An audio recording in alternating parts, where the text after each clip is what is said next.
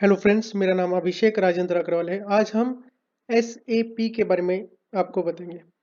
SAP को समझने से पहले हम सबसे पहले बात करते हैं ईआरपी के बारे में।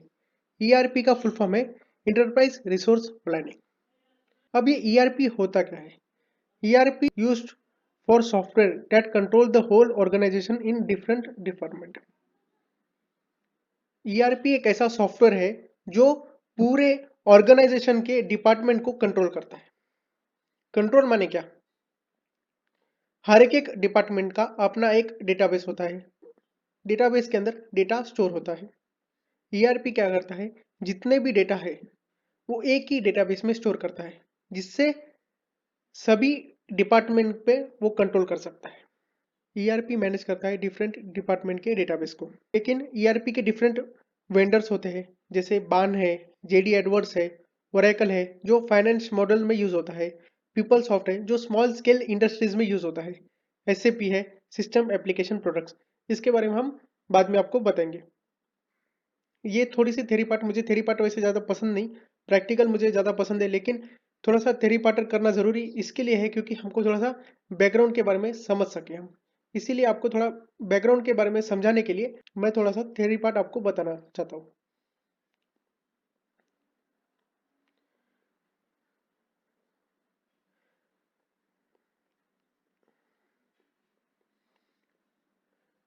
अब हम बात करेंगे enterprise software system. Enterprise software system के दो टाइप्स होते हैं। एक है डिसेंट्रलाइज सिस्टम और एक है सेंट्रलाइज सिस्टम। उसको हम ईआरपी कहते हैं। डिसेंट्रलाइज सिस्टम जो नॉन ईआरपी है। नॉन ईआरपी में एक फर्क है।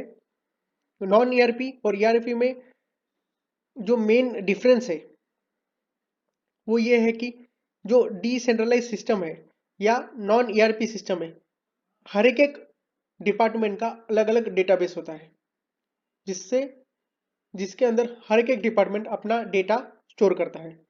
और सेंट्रलाइज सिस्टम के अंदर या ईआरपी सिस्टम के अंदर एक ही डेटाबेस होता है जिसके अंदर वो अपना डेटा स्टोर करता है।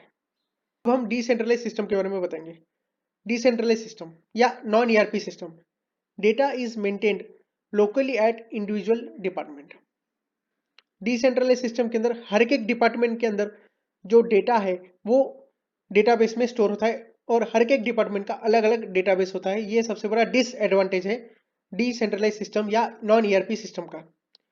डिसेंट्रलाइज सिस्टम के अंदर departments do not have access to data of other department. Decentralize system के अंदर दूसरे डिपार्टमेंट के डेटा एक्सेस नहीं होता। इसके वजह से जो टाइम है वो बहुत ज़्यादा होता है और ये प्रॉब्लमेटिक है कंपनी के लिए। अब हम बात करेंगे सेंट्रलाइज सिस्टम। सेंट्रलाइज सिस्टम क्या है? Data is maintain at the central location and is shared with various department. सबसे बड़ा एडवांटेज ईआरपी सिस्टम का यह है कि वो जो डेटा है वो एक ही डेटाबेस में स्टोर करता है और उसको एक्सेस दूसरे डिपार्टमेंट कर सकते हैं।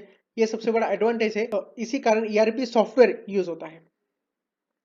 Department have access to information of other department. क्यों इंपॉर्टेंट है? क्योंकि दूसरे डिपार्टमेंट का डेटा है, हमें जो एक्सेस करना है वो हम ईआरपी के थ्रू इजीली एक्सेस कर सकेंगे। अब हम आपको डिसेंट्रलाइज सिस्टम का एक एग्जांपल देके आपको बताएंगे।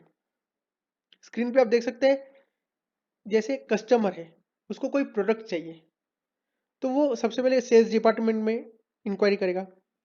सेल्स डिपार्टमेंट इन्वेंट्री डिपार्टमेंट पे इंक्वायरी करेंगे कि उनके पास प्रोडक्ट है कि नहीं। अगर प्रोडक्ट नहीं रहा तो वो सेल्स डिपार्टमेंट को इन्फॉर्म करेंगे कि हमारे पास वो प्रोडक्ट नहीं है।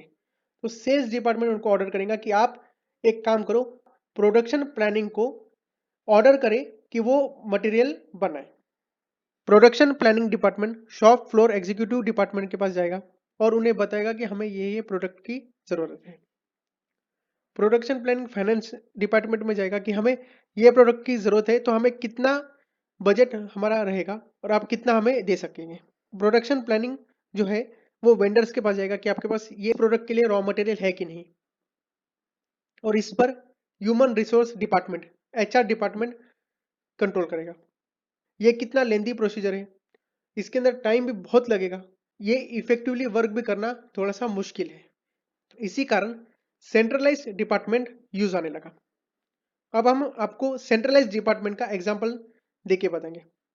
सेंट्रलाइज डिपार्टमेंट, अब आप स्क्रीन पे देख सकते हैं कि कस्टमर है। उस डायग्राम के अंदर और इस डायग्राम के अंदर फर्क ये देखिए कि ये डायग्राम के अंदर जो सेंट्रल सिस्टम है ईआरपी वो मेन है। इसके अंदर जो सेंट्रलाइज्ड सिस्टम है या ईआरपी सिस्टम है, बाकी सब डिपार्टमेंट के जो भी डेटा है एक ही डेटाबेस में स्टोर होगा ईआरपी सॉफ्टवेयर में। इसके थ्रू अगर कोई कस्टमर को कोई प्रोडक्ट चाहिए तो सबसे पहले वो सेल्स के पास जाएगा। सेल्स जो शेयर्ड इंफॉर्मेशन है डाटा के अंदर वो चेक करेगा और जो टाइम है वो इससे बच सकता है। इसी कारण सभी जगह पे ईआरपी सॉफ्टवेयर का यूज होता है। नेक्स्ट वीडियो के अंदर हम बताएंगे एसएपी के बारे में।